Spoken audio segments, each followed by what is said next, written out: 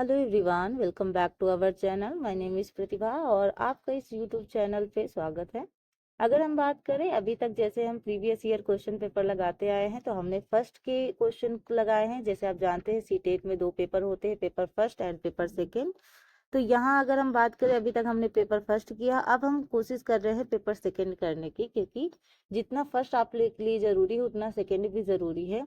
क्योंकि आप जानते हैं सेकेंड में बहुत कम ऐसे बच्चे होते हैं जो क्वालिफाई कर पाते हैं, और सबसे मेन रीजन होता है उनका ना क्वालिफाई करना, वो है आपका एसएसटी सब्जेक्ट। यानी सोशल साइंस है, जहाँ पे बच्चे मात खाते हैं, उनको समझ में नहीं आता भाई साहब क्वेश्चन कहाँ से पूछा गया है। और ये प्रॉब्लम उन बच्चों के साथ ज्यादा होती है जिन्होंने एनसीईआरटी नहीं देखी है। तो फिलहाल जैसे हमने पिछली वीडियो में भी बात की थी कि एनसीईआरटी तो देखनी ही है, वो तो कंपलसरी है, इम्पोर्टेंट ही है अगर आप 6 to 8 के लिए पढ़ रहे हैं। लेकिन उसके साथ साथ आपको प्रीवियस ईयर पेपर भी लगाना जरूरी है। जब हम दोनों चीजों को साथ में कंबाइन करेंगे तभी हमारा सिलेक्शन होगा।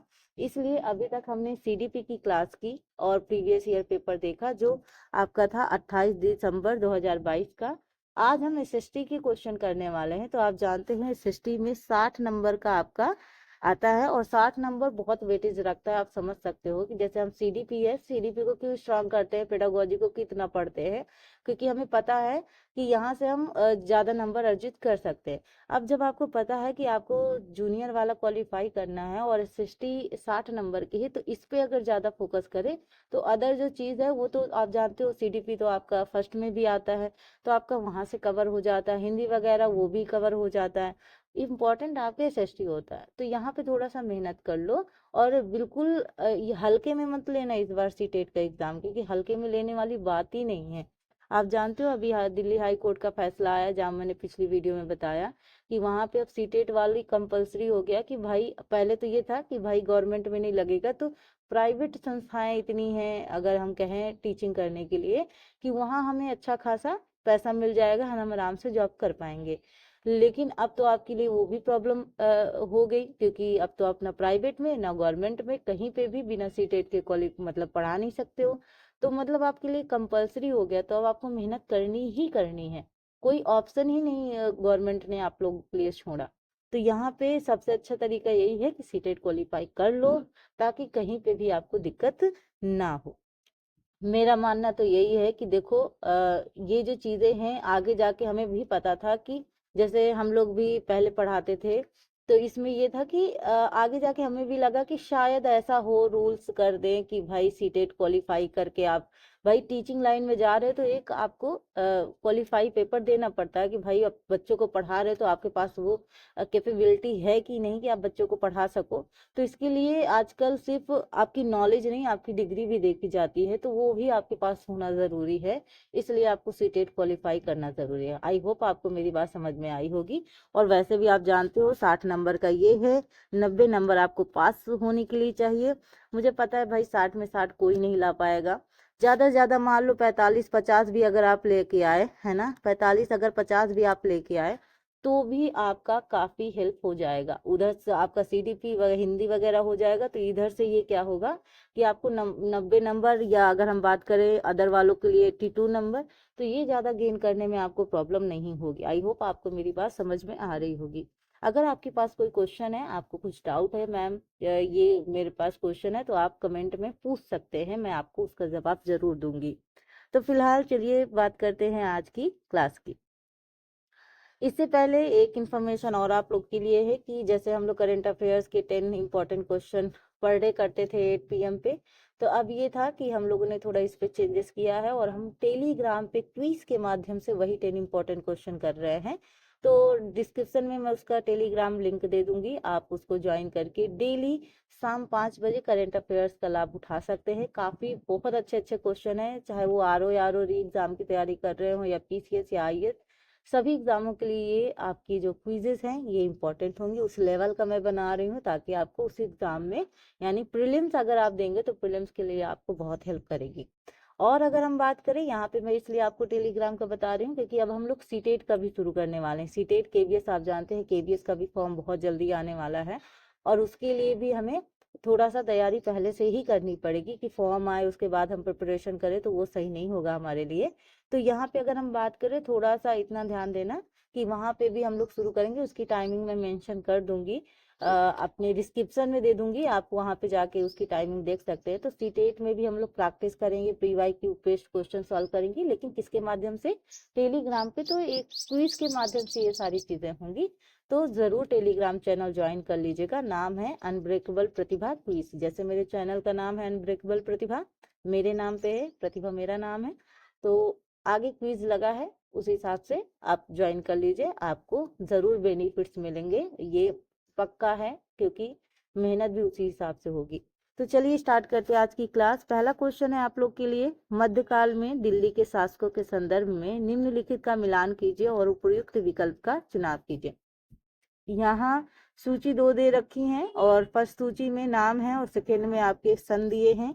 तो तोम, अनंगपाल चौहान और पृथ्वीराज चौहान, और आपको ईयर दे रखा है, आपको ईयर से मिलान करना है। देखो अनंगपाल की बात करेंगे तो अनंगपाल द्वितीय भी इनको कहा जाता है ना। और यहाँ पे अगर हम बात करें तो दिल्ली की स्थापना और उसे बचाने का श्रेय अनंगपाल को ही जाता है, जो उन्होंने 11वीं शताब्दी में किया। अगर हम बात करें पृथ्वीराज चौहान की, तो ये अंतिम हिंदू शासक रहे, और दिल्ली के जो खंडहर हो रहे, अभी जो खंडहर है राय पिथौरा, क्या है, राय पिथौरा के निर्माण का श्रेय भी इन्हीं को जाता है, पृथ्वीराज चौहान को। तो अगर हम यहाँ पे बात करें, तोम होगा आरंभिक 12वीं शताब्दी 1165, अनंगपाल का होगा आपका 1130 से 1145, चौहान का आपका होगा 1165 से 1192। तो आप मुझे एक बात बताइए, 1192 में क्या हुआ था, तराइन का द्वितीय युद्ध हुआ था। अब आपको कमेंट में बताना है जो तराइन का प्रथम युद्ध हुआ था वो कब हुआ था, ठीक है। आप कमेंट में जरूर बताइएगा, तभी मुझे लगेगा कि आप एक्टिव होकर मेरी बात सुन रहे हैं। चाहे जैसे भी आप बताइए, आप सर्च करके बताइए, आप खोज के बताइए, लेकिन बताइए जरूर, और किसके किसके बीच हुआ था ये भी बताइएगा। तो 1192 में मैंने आपको बता दिया कि तराइन का सेकेंड युद्ध हुआ था। अब आपको बताना है कि तराइन का प्रथम युद्ध कब हुआ था, ठीक है। तो यहाँ पे अगर हम बात करें, और पृथ्वीराज चौहान 1175 से 1192, तो यहाँ पे होगा आपका right answer option number B. Next question की बात करें, नेक्स्ट क्वेश्चन आपका है कि प्राचीन तमिलनाडु में डैश डैश डैश की बस्तियों को उर कहते थे, व्यापारियों, कुलीनों, अभिजातों, खेतिहरों, किसानों या शिल्पकारों। तो किनकी मतलब तमिलनाडु में बस्तियों को उर कहते थे, तो कुलीनों और अभिजातों, यानी प्राचीन तमिलनाडु में कुलीनों और अभिजातों की बस्तियों को क्या कहा जाता था, उर कहा जाता था, ठीक है। तो ऑप्शन नंबर बी सही है आपका, option number B. Next question की ओर बात करते हैं, तो नेक्स्ट क्वेश्चन भी आपका मिलान से ही है कि मुगल साम्राज्य के पतन के संदर्भ में निम्नलिखित का मिलान कीजिए। तो यहाँ पे अगर हम बात करें कब कब पतन हुआ, तो उसका मिलान करना है हमें। तो फर्रुखसियर, शाह आलम द्वितीय, अहमद शाह और आलमगीर द्वितीय। तो फर्स्ट ऑफ ऑल तो थोड़ा सा इनके बारे में नॉलेज ले लेते हैं, थोड़ा बहुत अगर हमें जानकारी होगी तो ये होगा कि मिलान करने में भी सुविधा होगी। तो अगर हम बात करें यहाँ पे फर्रुखसियर की, तो फर्रुखसियर मुगल बादशाह था जिसने 1713 से 1719 तक हिंदुस्तान पर हुकूमत की। और इनका जो, अगर हम पूरे नाम की बात करेंगे फर्रुखसियर के, तो इनका पूरा नाम था अब्दुल मुजफ्फरुद्दीन मोहम्मद शाह फर्रुखसियर। क्या नाम है, अब्दुल मुजफ्फरुद्दीन मोहम्मद शाह फर्रुखसियर, ठीक है। अगर हम यहाँ शाह आलम द्वितीय की बात करें, तो जिसे हम अली गौहर कहते हैं, क्या कहते हैं, अली गौहर, अली गौहर कहा जाता है, और भारत का मुगल सम्राट रहा। और इसे गद्दी किसको हटा के मिली, शाहजहां को हटाकर मिली है। और ये एक तरीके से हम कहें तो एक कठपुतली की तरह कार्य कर रहा था, क्योंकि ज्यादातर जो होता है ना कि बागडोर किसी और के हाथ में और शासन कोई और कर रहा है, तो मतलब सिर्फ शासन नाम के लिए कर रहे थे कठपुतली की तरह, और सारा चीज कौन देख रहे थे, ब्रिटिश लोग देख थे, उनके कब्जे में था। अगर हम बात करें यहाँ पे अहमद शाह की, तो अहमद शाह बहादुर मोहम्मद शाह का पुत्र था। और अगर हम बात करें यहाँ पे पानीपत का जो तृतीय युद्ध था, तृतीय युद्ध कब हुआ है, आप इसमें से सोच के बता सकते हैं, तृतीय युद्ध कब हुआ है, 1761 में। 1761 में आपका जो पानीपत का तृतीय युद्ध था 14 जनवरी 1761 को हुआ था।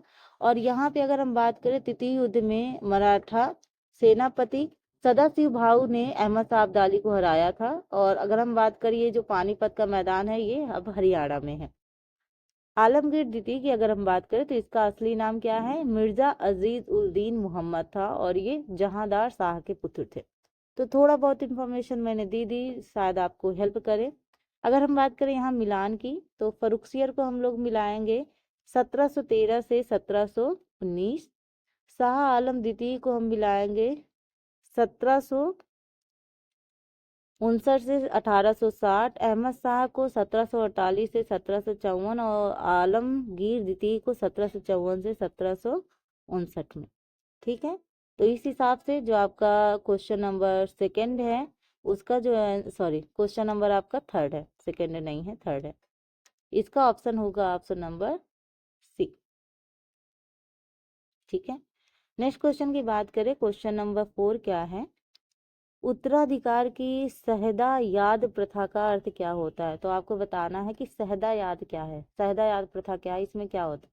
पसंदीदा पुत्र को अपने पिता की संपत्ति विरासत में मिल जाती है, मतलब जो उनका फेवरेट पुत्र होता है, फेवरेट लड़का होता है, उनको पिता की जो प्रॉपर्टी होती है वो विरासत में ही मिल जाती है। ज्येष्ठ पुत्र को अपने पिता की संपत्ति विरासत में मिल जाती है। सभी पुत्र और पुत्रियां, यहाँ लड़का लड़की दोनों शामिल हैं, वो विरासत के बीच जो विरासत है उसका क्या हो जाता है, बंटवारा हो जाता है, विभाजन हो जाता है, और सभी पुत्रों के बीच विरासत का विभाजन हो जाता है, या जितने भी पुत्र वगैरह हैं उनके बीच विभाजन हो जाता है। तो अगर हम बात करें यहाँ पे क्वेश्चन नंबर 4 की, तो ऑप्शन नंबर जो डी है वो सही है, यानी सभी पुत्रों के बीच विरासत का विभाजन होना, इसी को कहते हैं सहदायाद प्रथा। ठीक है, नेक्स्ट क्वेश्चन की अगर हम बात करें, मराठी में लिखे भक्ति गीतों को किस नाम से जाना जाता है। मराठी में जो भक्ति गीत होते हैं, भगवान के लिए जो गाने होते हैं, उनको किस नाम से जानते हैं। तो श्रोतम, भजनम, प्रबंधम या अभंग। अपने हिसाब से मत सोचिए मराठी में क्या बोलते हैं, जैसे हम लोग तो अपने उसमें दूसरी चीज बोलते हैं, लेकिन मराठी में उसको दूसरा बोलते हैं। तो मराठी में जो बोला जाता है, पांचवें का आंसर है आपका अभंग। ठीक है, तो ये मराठी में बोला जाता है भक्ति गीतों को, ऑप्शन नंबर डी सही है। नेक्स्ट क्वेश्चन की बात करें तो यहाँ पे जो नेक्स्ट क्वेश्चन है कि मौजूदा महाराष्ट्र में रहे संतों के बारे में निम्नलिखित कथनों को पढ़िए और उपयुक्त विकल्प का चुनाव कीजिए। तो यहाँ जो पहला है क्या है, 13वीं से 17वीं शताब्दी में हुए कई संतों ने सभी प्रकार के कर्मकांड और जन्म आधारित अंतरों का विरोध किया। दूसरा कह रहा है कि इन कवि संतों ने रोजी रोटी कमाने और विनम्रता पूर्वक जरूरतमंद साथी व्यक्तियों की सेवा करते हुए जीवन बिताने को अधिक पसंद किया। तो देखो यहाँ दोनों ऑप्शन सही हैं, क्योंकि देखो 13वीं और जो 17वीं शताब्दी में जो कई सारे संत हुए, उन कर्मकांड और जन्म आधारित अंतरों का क्या किया, विरोध किया। जो जन्म के आधार पर अंतर किया जाता है, भेदभाव किया जाता है, उनका उन्होंने समर्थन नहीं किया। विरोध का मतलब होता है उनके पक्ष में नहीं थे, उनका समर्थन नहीं किया, उनके प्रति उनका वो नहीं था, यानी उनका विरोध किया। दूसरा जो है आपका वो भी सही है कि कई कवि संती जो संत थे रोजी रोटी कमाने और विनम्रता पूर्वक जरूरतमंद साथी व्यक्तियों की सेवा करते हुए उन्होंने जीवन बिताना ज्यादा पसंद किया। ठीक है, तो यहाँ दोनों ऑप्शन सही हैं, पहला और दूसरा। तो जो आपका राइट आंसर होगा तो वो होगा ऑप्शन नंबर ए, पहला और दूसरा दोनों सही है। ठीक है, क्वेश्चन नंबर जो 7 है, यहाँ पे लोगों को डाउट है और ये क्वेश्चन थोड़ा सही नहीं है, तो इसको हटाते हैं। यहाँ पे देखो सुमेलन करने के लिए दिया है, 4 ऑप्शन दिए हैं और यहाँ 1 2 3 करके दिया है, तो जो आंसर किए उसमें भी स्टार मार्क्स है, तो यहाँ पे थोड़ा सा डाउट है, इसको बाद में क्लियर करेंगे। क्वेश्चन नंबर अगर हम 8 की बात करें तो क्वेश्चन नंबर 8 में क्या पूछा गया है कि निम्नलिखित में से कौन सा शब्द मध्य प्रदेश में घुमंतु खेती के लिए इस्तेमाल होता है। मध्य प्रदेश में जो घुमंतु खेती के लिए इस्तेमाल होने वाला शब्द है वो कौन सा है, बीघा, बेवड़, बैगा या महल। तो घुमंतु खेती के लिए क्या इस्तेमाल होता है, क्वेश्चन नंबर 8, तो घुमंतु खेती के लिए इस्तेमाल होता है बेवड़। क्या इस्तेमाल होता है, बेवड़। नेक्स्ट क्वेश्चन की अगर हम बात करें, क्वेश्चन नंबर 9, तो 19वीं सदी के आरंभ में सामाजिक परिवर्तन के संदर्भ में कथन फर्स्ट और कथन सेकंड को पढ़े और सही विकल्प चुने। पहला क्या है, 19वीं सदी, ये सदी लिखा हुआ है, साड़ी हो गया ठीक है, ये सदी है। तो 19वीं सदी की शुरुआत से ही हमें सामाजिक रीति रिवाज और मूल्यों मान्यताओं से संबंधित बहस, मुबाहिसे और चर्चाओं का स्वरूप बदलता दिखाई देता है। इसकी एक दूसरा क्वेश्चन में कहा है कि इसकी एक अहम वजह यह भी थी कि संचार के नए तरीके जैसे किताबें, अखबार, पत्रिकाएं और पर्चे छापने का विकास हो रहा था। तो यहाँ पे आपको बताना है क्वेश्चन नंबर 9 का आंसर क्या होगा। तो यहाँ अगर हम बात करें तो दोनों आंसर सही हैं। अगर हम बात करें 19वीं जो सदी थी उसकी शुरुआत में ही हमें सामाजिक रीति रिवाज और जो वैल्यूज थे उनसे संबंधित बहस मुहावजे और जो डिस्कशन का स्वरूप बदलता थोड़ा बहुत हमें चेंज दिखाई दिया। अगर हम बात करें अहम वजह क्या थी, रीजन क्या था इसका, कि संचार के नए तरीके जैसे किताबें। अब कोई चीज जैसे होता है ना, किताबें, अखबार पत्रिका पर्चे छापने का धीरे धीरे विकास होता है तो लोग उससे रिलेट करने की कोशिश करते हैं, उनमें डिस्कशन भी करते हैं। जब कोई चीज छप के आएगी तो हम उसके बारे में बात करेंगे, तो ये थोड़ा बहुत अंतर दिखाई देता है। तो यहाँ पे एक और दो दोनों सही हैं और जो दूसरा है वो एक को एक्सप्लेन भी अच्छे से कर रहा है। तो यहाँ अगर हम बात करें तो आपका पहला सही है, यानी ए और दो दोनों सही हैं और दो एक ही सही व्याख्या करता है।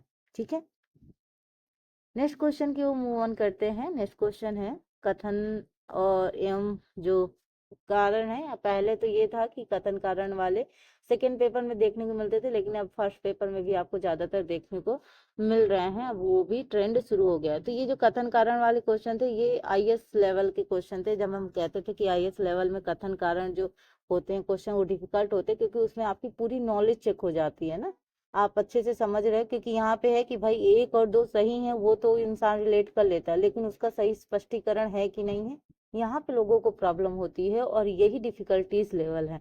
तो यहाँ पे हर जगह ये चीजें, मतलब एक तरीके से मेरे हिसाब से तो ये होना चाहिए कि भाई आईएएस का जो लेवल है और अदर एग्जाम का लेवल है उसको मर्ज नहीं करना चाहिए।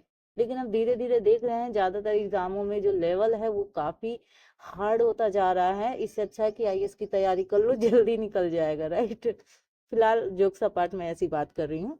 फिलहाल चलिए देखते हैं पहला जो कथन है क्या कह रहा है। Doctor B R. अम्बेडकर ने बचपन में रोजमर्रा की जिंदगी में जातिगत पक्षपात झेला था। रीजन कह रहा है डॉक्टर बी.आर. अम्बेडकर के पिता एक सैनिक स्कूल में पढ़ाते थे। तो आपको बताना है क्वेश्चन नंबर 10 का आंसर क्या होगा। ये आपके ऑप्शन है, यानी ए आर दोनों सही हैं, आर सही व्याख्या करता है ए की। ए आर दोनों सही है लेकिन आर सही व्याख्या नहीं करता है कि ए सही है लेकिन आर गलत है, और ए आर दोनों गलत है ना। तो यहाँ पे अगर हम बात करें क्वेश्चन नंबर 10 की तो राइट आंसर क्या होगा।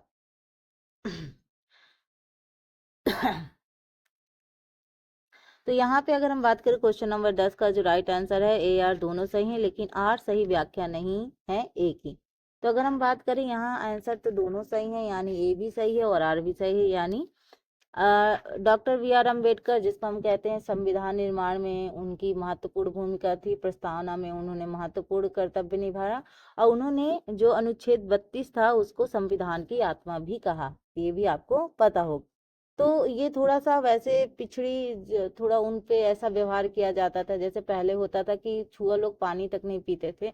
तो पहले इन्होंने ये सारी चीजें झेली हैं, विदेश में जाके फिर उन्होंने पढ़ाई वगैरह की, तो स्वतंत्रता में भी इनका काफी अहम रोल था। तो जो बी आर अम्बेडकर हैं बचपन में रोजमर्रा की जिंदगी में जातिगत भेदभाव देखा है। तो जाति के आधार पे, आपके कास्ट के बेस पे आपको कई सारी चीजें होती, जैसे होता है ना कि बड़े लोग ऊपर बैठते थे और जो अदर कास्ट के लोग होते उन्हें नीचे बैठना पड़ता था, लोग छुआ पानी तक नहीं पीते थे। तो ये जो चीजें हैं पहले के जमाने में बहुत ज्यादा थी, बहुत ज्यादा भेदभाव देखने को मिलते थे, अभी भी हैं, ऐसा नहीं कहूंगी, बहुत से एरिया ऐसे हैं जहाँ अभी भी ये सारी चीजें बहुत ब्रॉड मात्रा में चल रही हैं। लेकिन जैसे जैसे एजुकेशन बढ़ी है वैसे वैसे इन चीजों में कमी भी आई है। तो यहाँ अगर हम बात करें तो आपका कथन भी सही है और कारण भी सही है, लेकिन कारण एक्सप्लेन नहीं कर रहा है कथन को। डॉक्टर बी आर अम्बेडकर के पिता एक सैनिक स्कूल में पढ़ाते थे। तो यहाँ पे जो राइट आंसर है वो ऑप्शन नंबर बी है, यानी ए आर दोनों सही है लेकिन आर सही व्याख्या नहीं है ए की। नेक्स्ट क्वेश्चन की बात करें, प्रश्न 11 है, निम्नलिखित कथन ए आर को पढ़िए, उपयुक्त विकल्प का चयन कीजिए। कथन पहला है, ईवी रामास्वामी ने भूतपूर्व मद्रास प्रेसिडेंसी में स्वाभिमान आंदोलन शुरू किया। कारण कह रहा है उन्होंने ऐसा लोगों को समाज में जातिगत भेदभाव के खिलाफ संघर्ष करने के लिए किया। तो आपको बताना है इन कथनों में से वही ऑप्शन होंगे आपके। ए आर दोनों सही हैं, ए आर की सही व्याख्या है, ए आर दोनों सही है लेकिन ए आर की सही व्याख्या नहीं है। ए सही है लेकिन आर गलत, ए आर दोनों गलत। तो आपको बताना है इसका जो राइट आंसर होगा वो क्या होगा। ठीक है, क्वेश्चन नंबर 11। तो देखो यहाँ पे अगर हम बात करें ई रामास्वामी, तो इनका जो पूरा नाम है ये है इरोड वेंकट रामास्वामी। क्या नाम है? इरोड वेंकट, ठीक है, रामास्वामी, ये इनका पूरा नाम है। और तमिलनाडु के एक ही राजनेता, दलित जो शोषित जो गरीब होते थे उनके उत्थान के लिए ये काम करते थे। तो अगर हम बात करें, ये पहला कथन भी सही है कि ई रामास्वामी ने भूतपूर्व मद्रास प्रेसिडेंसी में स्वाभिमान आंदोलन शुरू किया। और कारण भी सही है कि उन्होंने ऐसा लोगों को समाज में जातिगत भेदभाव के खिलाफ संघर्ष कराने के लिए किया। तो मतलब जो लोग संघर्ष कर रहे हैं भेदभाव से, उनके लिए थोड़ा सा ये काम कर रहे हैं। जैसे मैंने अभी आपको कहा कि दलित शोषित गरीबों के उत्थान के लिए कार्यरत थे। तो यहाँ पे कथन और कारण दोनों सही हैं और एक्सप्लेन भी अच्छे से कर रहे हैं। तो यहाँ ऑप्शन नंबर ए सही होगा। नेक्स्ट क्वेश्चन है क्वेश्चन नंबर 12। तो एक सेकंड थोड़ा और छोटा करूँ तो आपको सारे ऑप्शन दिखे। तो किसने जिन्ना के दो राष्ट्र सिद्धांत का विरोध किया? तो जिन्ना के कहने का मतलब था कि दो राष्ट्र हो जाए, पाकिस्तान और ये अलग अलग टाइप का। तो यहाँ पे किसने जिन्ना के जो दो राष्ट्र का विरोध किया है? सरदार वल्लभ भाई पटेल, खान अब्दुल गफ्फार खान, वीर सावरकर या मौलाना आजाद? किसने इसका विरोध किया था? तो विरोध किया था मौलाना आजाद ने। तो पूरा नाम क्या है? पूरा नाम इनका क्या है? अबुल कलाम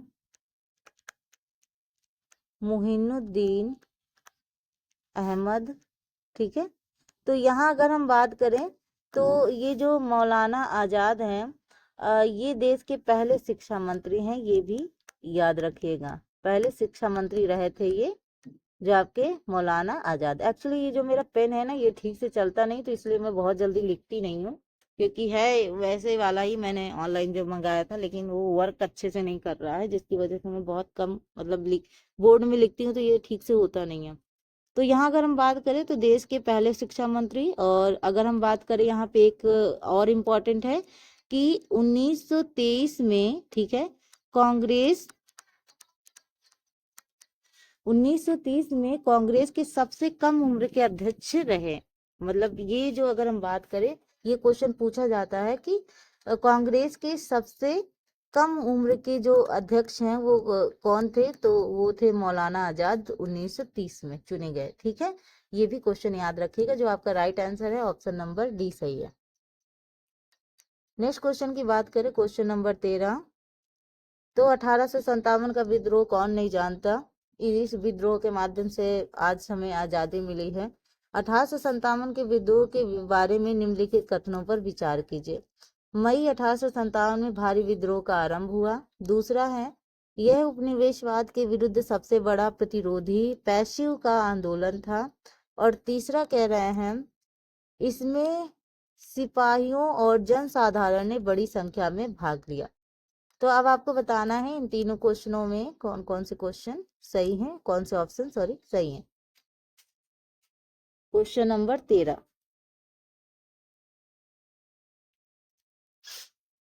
तो अगर हम बात करें यहाँ पे क्वेश्चन नंबर जो 13 है आपका, इसके एक बार देखिए, केवल first second and second third. Question number 13 का जो राइट आंसर है वो क्या होगा? तो यहाँ अगर हम बात करें, केवल सेकेंड सही है। तो यहाँ ये देखिएगा, यह उपनिवेशवाद के विरुद्ध सबसे बड़ा आप प्रतिरोधी का आंदोलन था। ठीक है, 13 का बी। नेक्स्ट क्वेश्चन की बात करें, यहाँ पे भी पहला और दूसरा जो कथन दिया है सहायक संधि के संदर्भ में, आपको बताना है राइट आंसर। पहला क्या है? भारतीय शासकों को अपनी स्वतंत्र सशस्त्र सेना रखने की अनुमति थी।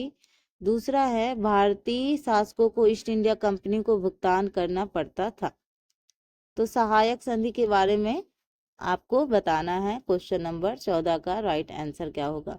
एक और दो दोनों सही हैं, एक और दो दोनों गलत है। ए सही है लेकिन दो गलत है, एक गलत है लेकिन दो सही है। ठीक है, तो यहाँ पे जो आपका क्वेश्चन नंबर 14 है, इसका जो राइट आंसर होगा वो होगा ऑप्शन नंबर डी, यानी एक गलत है लेकिन दो सही है। देखते हैं जरा सा। तो भारतीय शासकों को अपनी स्वतंत्र सशस्त्र सेना रखने की अनुमति थी, ये गलत है। लेकिन सही क्या है, भारतीय शासकों को ईस्ट इंडिया कंपनी को भुगतान करना पड़ता था। तो यहाँ पे एक गलत है लेकिन दो सही है, यानी option number D. Question number जो 15 है, यहाँ पे भी आपको मिलान करना है। एक तरफ दिया है ग्रह और दूसरा तरफ दिया है अपने अक्ष पर घूर्णन करने का जो समय। तो ये जो ग्रह हैं उनके अक्ष पर घूर्णन करने का जो समय होता है वो आपको मिलान करना है। यूरेनस, नेपच्यून, शनि और मंगल। तो मतलब आपको बताना है इनमें से सही युग्म सुमेलित करना है। ठीक है, तो यहाँ देखो ऑप्शन क्या है, केवल एक, केवल दो, केवल तीन और सभी चारों। तो आपको बताना है कौन कौन से जो मिलान है वो सही है। ठीक है, ऐसे। अब आप बताइए क्वेश्चन नंबर 15 का राइट आंसर। क्वेश्चन नंबर 15 का राइट आंसर क्या होगा। तो देखिए यहाँ पे अगर हम यूरेनस की बात करें तो यूरेनस 17 घंटे 14 मिनट सही है ये आंसर। ठीक है, अगर हम नेपच्यून की बात करें तो नेपच्यून 16 घंटे 7 मिनट, ये भी सही है। लेकिन अगर हम शनि की बात करें तो शनि में 25 घंटे और 40 मिनट दिया हो, जबकि क्या होगा 10 घंटे। ठीक है, 10 घंटे और कितने मिनट होंगे, 34 मिनट होंगे। ठीक है, 10 घंटे 34 मिनट। अगर हम मंगल की बात करेंगे तो 9 घंटे 56 मिनट दिया है, तो यहाँ मंगल का होगा 24 घंटे, ठीक है, और 39 मिनट। ठीक है, तो इस हिसाब से जो ऊपर के दो आंसर हैं यानी फर्स्ट एंड सेकेंड ये सही हैं, लेकिन नीचे के आंसर गलत हैं। तो यहाँ पे अगर हम बात करें क्वेश्चन नंबर 15 की, तो ऑप्शन नंबर जो बी होगा वो सही होगा, केवल दो। ठीक है, ये चीज समझा करिए कि यहाँ पे केवल दो किस लिए दिया है, क्योंकि चारों ऑप्शनों में से केवल दो सही है, तो इसलिए दो दिया है। ठीक है, नेक्स्ट क्वेश्चन की बात करें, क्वेश्चन नंबर 16 है, अंतरराष्ट्रीय तिथि रेखा के बारे में निम्न में से कौन सा कथन सही है। अंतरराष्ट्रीय तिथि रेखा एक सीधी रेखा है जो उत्तरी ध्रुव को दक्षिणी ध्रुव से जोड़ती है। अंतरराष्ट्रीय तिथि रेखा केवल जल भाग से होकर गुजरती है। ठीक है, और अगर हम बात करें यहाँ पे अंतरराष्ट्रीय तिथि रेखा जलीय व स्थलीय दोनों भागों से होकर गुजरती है, यहाँ पे आप जलीय कह लीजिएगा, जलीय। ठीक है, तो यहाँ पे ठीक लिखा है कि अंतरराष्ट्रीय तिथि रेखा केवल जलीय भाग से होकर गुजरती है। थर्ड है, अंतरराष्ट्रीय तिथि रेखा जलीय व स्थलीय दोनों भागों से होकर गुजरती है। और डी कह रहा है कि अंतरराष्ट्रीय तिथि रेखा लगभग 0 डिग्री देशांतर का अनुसरण यानी साथ साथ करती है। तो यहाँ आपको बताना है कि कौन सा जो आंसर है वो सही होगा। तो आप जानते हैं अंतरराष्ट्रीय तिथि रेखा पृथ्वी पर खींची गई काल्पनिक रेखा होती है, जो कितने डिग्री होती है, 180 डिग्री होती है, 180 डिग्री देशांतर। ठीक है, याद रखिएगा। और यहाँ पर अगर हम बात करें, ये रेखा प्रशांत महासागर के बीचों बीच से होकर गुजरती है। किस महासागर के, प्रशांत महासागर के। और आप जानते हैं प्रशांत महासागर में सबसे गहरा गर्त है मेरियाना गर्त, इसको भी याद रखेगा। तो उत्तरी ध्रुव से दक्षिणी ध्रुव तक जाती है ये। तो यहाँ पे जो आपके 16 का राइट आंसर होगा वो क्या होगा, वो होगा ऑप्शन नंबर 16 का ऑप्शन नंबर बी। तो अंतरराष्ट्रीय तिथि रेखा केवल जलीय भाग से होकर गुजरती है। किस भाग से, जलीय। ठीक है, तो ऑप्शन नंबर जो बी है वो आपका राइट आंसर है। क्वेश्चन नंबर अगर हम 17 की बात करें तो निम्नलिखित कथन ए एवं आर को पढ़िए और उपयुक्त विकल्प का चयन कीजिए। तो ये भी कारण और कथन और कारण से है। तो कथन कह रहे हैं कि अपने स्थान से ध्रुव तारे का कोण मापकर आप अपने स्थान पर अक्षांश जान सकते हैं। रीजन कह रहा है कि विषुवत वृत्त से दोनों तरफ ध्रुव के बीच की दूरी पृथ्वी के चारों ओर के वृत्त के 1/4 है। अब आपको बताना है ए आर दोनों सही हैं तथा आर सही ए की सही व्याख्या करता है, ए आर दोनों सही हैं तथा आर ए की सही व्याख्या नहीं करता, ए सही है आर गलत, दोनों ए आर दोनों गलत है। तो जो आपका क्वेश्चन नंबर 17 है इसका राइट आंसर क्या होगा? तो क्वेश्चन नंबर अगर हम 17 में बात करें तो कथन भी सही है और कारण भी सही है। कैसे कि अपने स्थान से ध्रुव तारे का कोण मापकर आप अपने स्थान पर अक्षांश जान सकते हैं। विषुवत वृत्त से दोनों तरफ ध्रुव के बीच की दूरी पृथ्वी के चारों ओर के वृत्त के 1/4 है। तो यहाँ पे ए आर दोनों सही हैं, ए आर ए की सही व्याख्या नहीं करता। तो यहाँ मतलब एक दूसरे की व्याख्या सही नहीं कर रहे हैं, लेकिन कथन दोनों सही हैं। नेक्स्ट क्वेश्चन की बात करें, क्वेश्चन नंबर 18, जब हम एक भारतीय शहर से जापान की राजधानी टोक्यो 130 डिग्री 34 मिनट पूर्व की यात्रा करते हैं तब हम कितने घंटे अर्जित करेंगे या गंवाएंगे? शहर तक पहुंचने या पहुंचाने के लगने वाले जितना आवश्यक समय है हम नजरअंदाज कर दें। मतलब जो शहर तक पहुंचने के लिए जितना समय लगता है उसको अगर हम नजरअंदाज कर दें, उस पर ध्यान न दें, तो कितना समय लगेगा? लगभग 4 घंटे अर्जित करेंगे, लगभग 4 घंटे गंवाएंगे, लगभग 12 घंटे गंवाएंगे या लगभग 8 घंटे गंवाएंगे। तो जो आपका 18 का आंसर है वो क्या होगा? तो यहाँ पे ऑप्शन नंबर जो सी है वो सही होगा, यानी लगभग 12 घंटे गंवाएंगे। तो यहाँ पे देखो, जब हम एक भारतीय शहर से जापान की राजधानी टोक्यो यानी 130 डिग्री 34 मिनट पूर्व की यात्रा करते हैं तब हम कितने घंटे अर्जित करेंगे या गंवाएंगे? तो 12 घंटे। कितने घंटे? 12 घंटे गंवाएंगे। महासागरीय पर्पटी के मुख्य खनिज हैं मैग्नीशियम, इल्यूमिना, सिलिका या निकिल। ठीक है, महासागरीय पर्पटी के मुख्य खनिज कौन कौन से हैं? केवल एक, केवल 2 3, केवल 1 3, केवल 3 4। तो 19 का आंसर क्या होगा? केवल 2 और 3। क्या होगा? केवल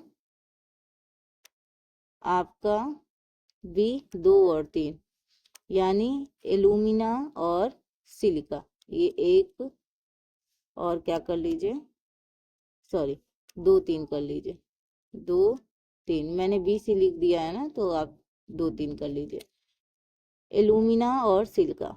ठीक है,